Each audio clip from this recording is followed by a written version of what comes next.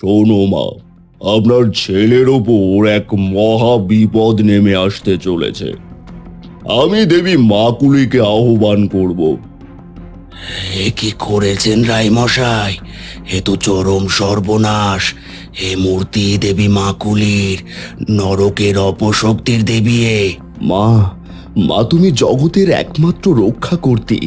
ওই ভণ্ড তান্ত্রিক আর তার ছলনাময়ী দেবী মাকুলি আমার নীলকে কেড়ে নিচ্ছে। তুমি এসো মা, তুমি তোমার এই সন্তানের আর্তনাদ শোনো। আমার ভক্তের সন্তানের উপর তোমার অপশক্তি খাটবে না। তুমি নরকের অপদেবী, আমি সংহারিণী কালী, তোমার বিনাশ করতে এসেছি। কর্ণগড় অঞ্চলে প্রতাপ রায়ের প্রতিপত্তি ছিল বিরাট। প্রতাপ রায় ছিলেন মা কালীর একনিষ্ঠ ভক্ত। দিনের শুরু হতো তার কুলদেবী মা কালীর চরণে পুজো দিয়ে। স্ত্রী মঙ্গলা এবং তাদের একমাত্র সন্তান ফুটফুটে ছেলে নীলকে নিয়েছিল তার সম্পূর্ণ জগৎ। মায়ের আজকের আরতিটা যেন মন ভরিয়ে দিল। কি এক অদ্ভুত শান্তি। মঙ্গলা, ও মঙ্গলা, নীল কোথায়? ওর তো এখন খেলাধুলো করার কথা। সকাল সকাল উঠোনের ছোটাছুটি দেখলেই মনটা ভরে যায়। ও তো উঠোনে লাট্টু ঘোরাচ্ছে, নিজের মনেই খেলা করছে। আপনি নিশ্চিন্তে থাকুন। সারাদিন শুধু ছেলে আর মায়ের চিন্তা, আর কোনো চিন্তা নেই আপনার? একটু নিজের কথাও ভাবুন। ছেলের চিন্তাটা তো স্বাভাবিক মঙ্গলা, বড় হতে চলল, দেখতে দেখতে 10 ছুঁই ছুঁই। কিন্তু ওর চঞ্চলতা দেখলে মাঝে মাঝে ভয় হয়। বড় আদরের ধন, ওকে নিয়ে আমার অনেক স্বপ্ন। যাকে আজ এক সন্ন্যাসী আসার কথা, দূর মঠ থেকে এসেছেন। শুনেছি তিনি নাকি মহাজ্ঞানী। ঠিক তখনই রাজবাড়ির মূল ফটক দিয়ে প্রবেশ করলেন এক তেজস্বী সন্ন্যাসী। তার চোখে তীক্ষ্ণ জ্যোতি, পরনে গেরুয়া বসন, হাতে একটি রুদ্রাক্ষের মালা। তার আগমনে যেন মুহূর্তের মধ্যে পরিবেশটা গম্ভীর হয়ে গেল। প্রতাপ রায় তৎক্ষণাৎ আসন ছেড়ে উঠে এসে তাকে সাষ্টাঙ্গে প্রণাম করলেন। মঙ্গলা ও আঁচল টেনে এসে দূর থেকে প্রণাম জানালেন। সন্ন্যাসী প্রশান্ত হাস্যে তাদের দিকে তাকালেন। আসুন আসুন বাবা, আপনার মতো জ্ঞানীজন আমার বাড়িতে এসেছেন, এতেই আমি ধন্য। কি সেবা করতে পারি আদেশ করুন। আপনার দর্শন মাত্রেই মন শান্ত হয়ে গেল। সেবার প্রয়োজন নেই রায়মশাই। আমি আপনার রাজবাড়ির প্রাচুর্য দেখতে আসিনি, এসেছি আপনার ভক্তি দেখেছি বলেই। মা কালীর প্রতি আপনার নিষ্ঠা স্বর্গের দেবতারাও জানেন। কিন্তু আজ আমি এসেছি এক সতর্ক বার্তা দিতে। আপনি আপনার সন্তানের দিকে মনোযোগ দিন।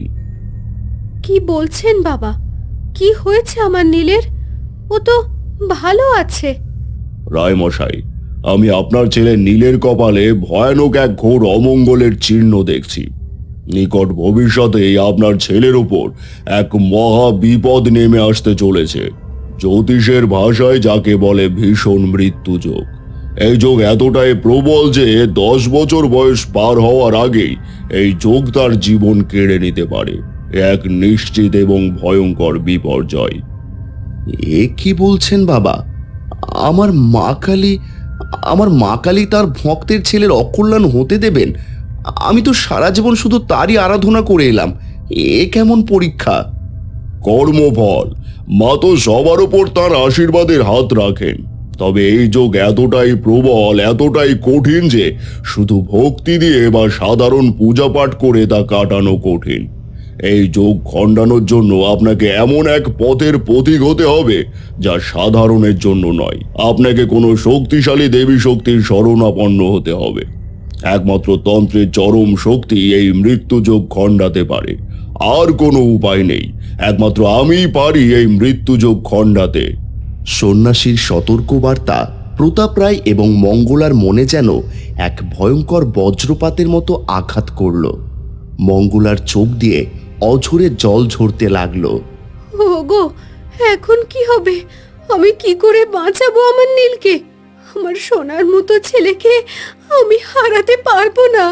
শান্ত হও মঙ্গলা, শান্ত হও। মায়ের উপর বিশ্বাস রাখো। মা কখনো তার ভক্তকে ত্যাগ করেন না। যে কোনো মূল্যে, যে কোনো শর্তে আমি আমার ছেলেকে রক্ষা করব। তুমি শুধু মায়ের কাছে প্রার্থনা করো, এই মৃত্যুযোগ আমি কিছুতেই ফলতে দেব না। সন্ন্যাসীর সতর্কবাণী শোনার পর প্রতাপ রায়ের শেষ ভরসা এই তান্ত্রিক। যদিও তার মনে এক গভীর দ্বিধা কাজ করছে। ছেলের জীবন বাঁচাতে তিনি যে কোনো মূল্যে প্রস্তুত, কিন্তু অজানা এক আশঙ্কায় তার বুক কাঁপছে। ভৈরব মশাই, আমি শুনেছি আপনার ক্ষমতা, আপনি মহাজ্ঞানী। আমার ছেলে নীলের ওপর যে ভয়ানক মৃত্যুযোগের ছায়া পড়েছে, আপনি একমাত্র পারেন তাকে রক্ষা করতে। আমি আমি নিঃস্ব হয়ে যাব, তবু আমার ছেলেকে বাঁচাতে চাই। মৃত্যুযোগ রায়মশাই, মৃত্যুযোগ। আমি তো মৃত্যুর দোরগোড়া থেকে আত্মাকে ফিরিয়ে আনতে পারি। আপনার ছেলের এই যোগটি অতি ভয়ঙ্কর, তাকে হারানো নিশ্চিত ছিল। আমি মা কালীর প্রতি আপনার ভক্তি দেখেছি, সে কারণে করুণা হয়েছে। তবে এই যোগ কাটানোর জন্য প্রয়োজন এক চরম শক্তির প্রতিষ্ঠা। সাধারণ পূজার্চনা বা আপনার কুলদেবী এতে সাহায্য করতে পারবেন না। যা চাইবেন আমি তাই দেব, আমার সমস্ত ঐশ্বর্য দেব, শুধু আমার নীলকে বাঁচান, সে আমার একমাত্র সন্তান। তান্ত্রিক ভৈরবের চোখ তখন যেন এক নতুন দীপ্তিতে ঝলসে উঠল। তার কণ্ঠে নেমে এলো এক ভয়ানক শীতলতা, যা প্রতাপের শিরদাঁড়ায় ঠান্ডা স্রোত বইয়ে দিল। তিনি এবার তার আসল মন্ত্রের কথা বললেন। বেশ, তবে শোনো, আপনার ছেলের রক্ষা কবচ হিসেবে আমি দেবী নীল সরস্বতীকে আহ্বান করব। আপনি ঘাবড়ে যাবেন না। তিনি শক্তির এক অপ্রচলিত রূপ, যা ক্ষণিকের জন্য ভয়ঙ্কর মনে হতে পারে। এই দেবীর শক্তিকে প্রতিষ্ঠা করতে হবে, যাতে আপনার সাধারণ পুরোহিত বা পরিবারের লোক সহজে বুঝতে না পারে। কিন্তু এই শক্তিকে খুশি রাখতে হলে একটা চরম মূল্য দিতে হবে রায়মশাই। টানা 15 বছর প্রতি অমাবস্যায় তাকে বলিদান দিতে হবে, তবে আপনার নীল এই মৃত্যুযোগ থেকে মুক্তি পাবে। আমি তো শুধু মা কালীর পুজো করি, অন্য কোনো শক্তিকে ঘরে আনতে আমার ভয় হয়। তাছাড়া বলিদান 15 বছর ধরে ভয়। সন্তানকে বাঁচাতে এটুকু করতে পারবেন না? ভণ্ডামি ছাড়ুন। আপনার ভক্তি যদি দুর্বল হয় তবে আপনি পিছপা হন, আর আপনার ছেলেকে হারানোর জন্য প্রস্তুত হন। এই শক্তি স্থাপনে যদি আপনি এতটুকু দ্বিধা করেন, তাহলে আপনার ছেলেকে কেউ বাঁচাতে পারবে না। নীল সরস্বতী দেবীকে ঘরে আনুন। তিনি প্রথমে রক্ষা করবেন, তারপর আপনার মা কালী যদি আসতে চান আসবেন। বলুন বলুন রাজি? তাহলে এখনই সিদ্ধান্ত নিন। আমার ছেলেকে বাঁচাতে আমি সব করতে রাজি, আপনার যা আদেশ। কাল রাতেই ব্যবস্থা করুন। প্রস্তুতি নিন, আগামীকাল অমাবস্যা। শুভ শক্তিকে জাগিয়ে তোলার জন্য এটাই শ্রেষ্ঠ সময়। অমাবস্যার গভীর রাতে কর্ণগড়ের শ্মশানের নির্জন প্রান্তে বসে আছেন তান্ত্রিক ভৈরব। তার চারপাশে মাথার খুলির স্তূপ আর একটি বিশাল যজ্ঞকুণ্ড দাউ দাউ করে জ্বলছে। প্রতাপ রায় তার একমাত্র সন্তান নীলকে বুকে আগলে সেখানে এলেন। ওম হ্রিং হ্রিং মা কুলি দেবী নমো। ওম হ্রিং হ্রিং দেবী মা কুলি নমো। শক্তি শক্তি জাগো, জাগো শক্তি জাগো। ভৈরবের মন্ত্রে যেন শ্মশানের বাতাস কাঁপতে শুরু করলো। তিনি রুদ্ধশ্বাসে এক দেবীকে আহ্বান করে চলেছেন। তীব্র মন্ত্রপাঠের পর যখন বলি সম্পন্ন হলো, তান্ত্রিক তার হাতের সেই ধারালো খড়গটি তুলে নিলেন। নীলের চোখ তখন ভয়ে বিস্ফারিত, তার ছোট্ট শরীরটা ভয়ে কাঁপছে। রায়মশাই, এই নাও। এই বলিদান শুধু দেবতার ভোগ নয়, এটা আপনার ছেলের নতুন জীবনের দীক্ষা। নীল সরস্বতী দেবীর শক্তিকে তার শরীরে স্থাপন করতে হবে। এই মুন্ডু থেকে ঝরে পড়া রক্ত আপনার ছেলের মাথায় ধারণ করান, তবেই দেবীর শক্তি তার শরীরে প্রবেশ করবে এবং মৃত্যুযোগ খণ্ডিত হবে। আর দেরি নয়। এ কি? এই রক্ত? নিজের ছেলের গায়ে রক্ত মাখাবো? না না না না না, এ আমি পারবো না। আর দেরি নয়, মৃত্যুযোগ সন্নিকট। জলদি, আর এক মুহূর্ত দেরি হলেও আপনার ছেলেকে কেউ বাঁচাতে পারবে না। দ্বিধা ত্যাগ করুন। বাবা বাঁচাও, আমার ভয় করছে বাবা, আমার শরীরে কি হচ্ছে বাবা? প্রতাপ রায় নিরুপায় হয়ে কাঁপতে কাঁপতে সেই রক্ত নীলের কপালে এবং মাথায় মাখিয়ে দিলেন। রক্ত মাথায় পড়ার সাথে সাথেই নীল এক তীব্র যন্ত্রণায় জ্ঞান হারালো। তার অচেতন দেহ প্রতাপের কোলে লুটিয়ে পড়ল। ঠিক এইবার ভৈরব যজ্ঞকুণ্ড থেকে একটি ভয়ঙ্কর মূর্তি বের করলেন। সেটির চোখ দুটি যেন হিংস্র আগুনে জ্বলছে, ঠোঁটে এক পৈশাচিক হাসি। রায়মশাই, নীল সরস্বতী দেবীকে নীলের ঘরে প্রতিষ্ঠা করে দিন। ওগো, তুমি কি কিছু দেখছো না? আমাদের নীল কেমন যেন হয়ে যাচ্ছে। আমি আমি আর সহ্য করতে পারছি না। সেই মূর্তিটা ঘরে আসার পর থেকে ওর সব যেন বদলে গেছে।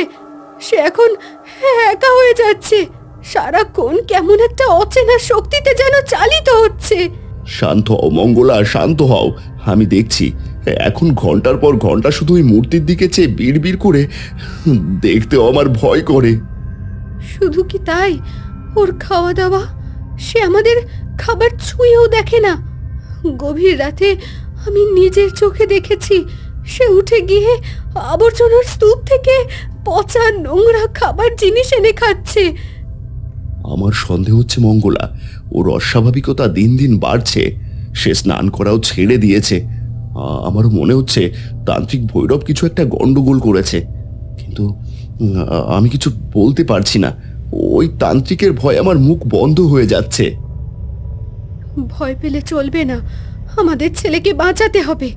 আমরা কেন আমাদের পুরোহিত মশাইকে সব বলছি না?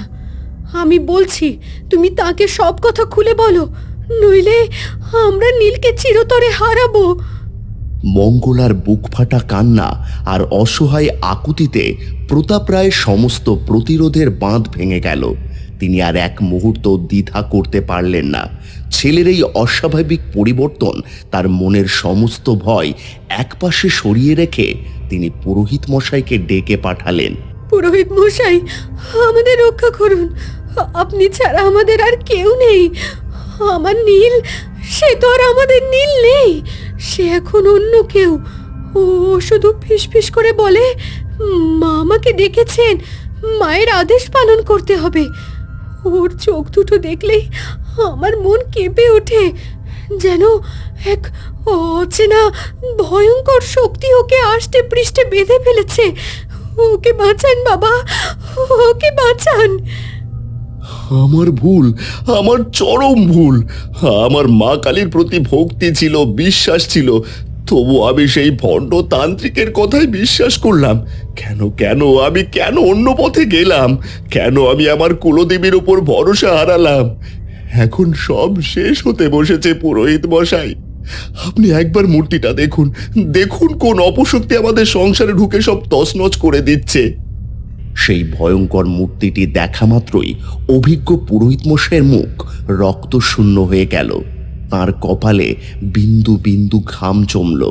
তার চোখ বিস্ফারিত হলো এক অজানা আশঙ্কায়। তিনি যেন সাক্ষাৎ মৃত্যুর বিভীষিকা দেখতে পেলেন সেই মূর্তির মধ্যে। এ কি করেছেন রায়মশাই? এ তো চরম সর্বনাশ। এ মূর্তি দেবী মাকুলির, নরকের অপশক্তির দেবী। এ মূর্তি কোনো শুভ শক্তি নয়, এ ঘোর অমঙ্গল। কি বলছেন? কিন্তু তান্ত্রিক তান্ত্রিক ভৈরব তো শপথ করে বলেছিলেন এটা নীল সরস্বতী। তিনি বলেছিলেন এটা আমার নীলের জীবন রক্ষা করবে। ছলনা, সব ছলনা। ভৈরব একটা পাষণ্ড। সে আপনার সাথে বিশ্বাসঘাতকতা করেছে। এই পুঁথিতে লেখা আছে মাকুলি সেই দেবী যার সাধনা কেবল বিনাশ টানে। যিনি তার আরাধনা করেন তার মৃত্যু অনিবার্য। আর ওই ভৈরব, সে আপনার ছেলেকে বলি দিয়ে এই মাকুলি শক্তিকে নিজের কাজে লাগাতে চেয়েছিল। এই মূর্তি স্থাপন করে সে আপনার ছেলের জীবনকে উৎসর্গ করার পরিকল্পনা করেছিল। হে ভগবান, আমার নীলকে বাঁচাও। আমার সোনার মতো ছেলে, আমার নীল আমাকে ছেড়ে চলে যাবে না। হে মা কালী, কেন আমাকে এত বড় পরীক্ষা দিচ্ছ? আমি যে তোমার ভক্ত, তোমার চরণে সারা জীবন নিজেকে সঁপে দিলাম, আর আজ এই পরিণতি। আমার ছেলেকে রক্ষা করো মা, আমার ছেলেকে রক্ষা করো, আমি যে আর সহ্য করতে পারছি না। পুরোহিত মশাইয়ের কথা শোনার পর প্রতাপ রায় দৌড়ে গেলেন পুজো মণ্ডপে। মণ্ডপের কেন্দ্রে তার কুলদেবী মা কালীর মাতৃময়ী মূর্তির সামনে লুটিয়ে পড়লেন। তার শরীরের প্রতিটি কোষ থেকে নির্গত হচ্ছিল এক চরম আর্তনাদ। তিনি প্রাণ ভরে ডাকতে লাগলেন তার জগৎ জননীকে, তার একমাত্র আশ্রয়কে। মাগো, তুমি জগতের একমাত্র রক্ষা করতি, আমি তোমার সন্তান, তুমি ছাড়া আমার আর কেউ নেই মা। ওই ভণ্ড তান্ত্রিক আর তার ছলনাময়ী দেবী মাকুলি আমার নীলকে কেড়ে নিচ্ছে। তুমি এসো মা, তোমার এই ভক্তের আর্তনাদ শোনো। আমি তোমার চরণে আমার জীবন উৎসর্গ করছি, তবুও তুমি আমার নীলকে রক্ষা করো। তুমি সংহারিণী, তুমি রক্ষা করো, এসো মা, এসো। পুত্রের প্রাণ বাঁচাতে প্রতাপের তীব্র আকুতি মহাবিশ্ব ভেদ করে মহাকালের কানে পৌঁছল। তখন প্রলয়ঙ্করী কম্পন ও তীব্র জ্যোতিতে রণরঙ্গিনী রূপে আবির্ভূতা হলেন স্বয়ং মা কালী। তার রক্তমাখা খড়গ আর সংহার রূপ দেখে ভক্ত প্রতাপ নির্ভয় হলেন। তোর ডাকে আমি এসেছি, তোর সেই শুদ্ধ ভক্তিই আমাকে এখানে টেনে এনেছে। জগৎ জননী তার সন্তানকে রক্ষা করতে সদাই প্রস্তুত থাকে। এই ব্রহ্মাণ্ডে এমন কোনো অপশক্তি নেই যে আমার ভক্তের সন্তানকে কেড়ে নিতে পারে। তুমি নির্ভয়ে থাকো প্রতাপ, আমি এসেছি, আর কোনো অমঙ্গল তোমার নীলকে স্পর্শ করতে পারবে না। ঠিক সেই মুহূর্তে নীলের ঘরে রাখা মাকুলির মূর্তিটি কেঁপে উঠল। ভৈরবের মন্ত্রে চালিত হয়ে মাকুলি দেবী নীলের শরীর থেকে শেষ বিন্দুর মতো শক্তি শোষণ করতে করতে নিজেকে প্রকট করল। তার মুখমণ্ডলে এক পৈশাচিক উল্লাস।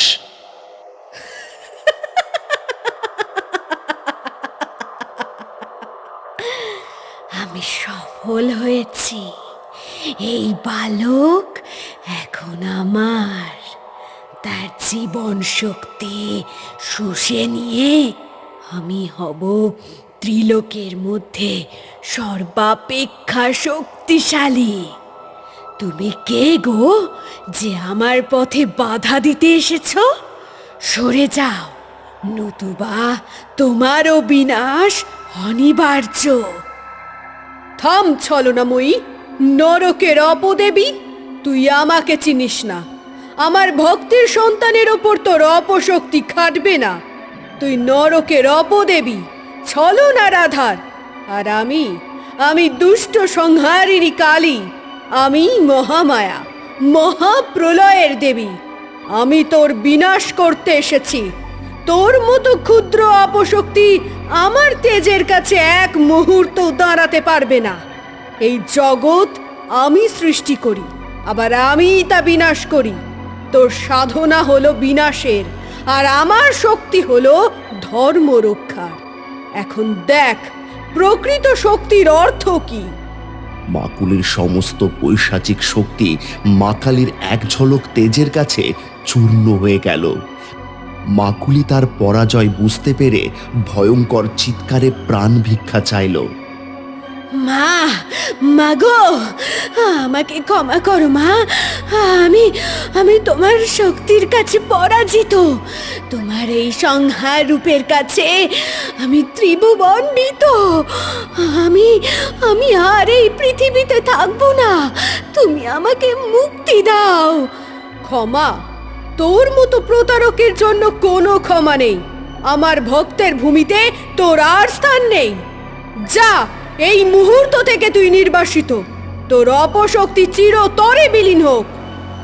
দেবী মাকুলিকে পরাজিত করার পর মা কালী তাঁর দৃষ্টি ফেরালেন সেই ঘৃণ্য তান্ত্রিকের দিকে, যে দূর থেকে মন্ত্রের মাধ্যমে সমস্ত অপকর্ম করছিল। তার শরীরের ওপর দেবীর ক্রোধের তীব্র জ্যোতি পড়ল। ভৈরব, তুই আমার ভক্তের সঙ্গে প্রতারণা করেছিস। ক্ষমতার লোভে তুই মিথ্যাচারের আশ্রয় নিয়েছিস, তন্ত্রের পবিত্র শক্তিকে তুই ধ্বংসের কাজে লাগিয়েছিস।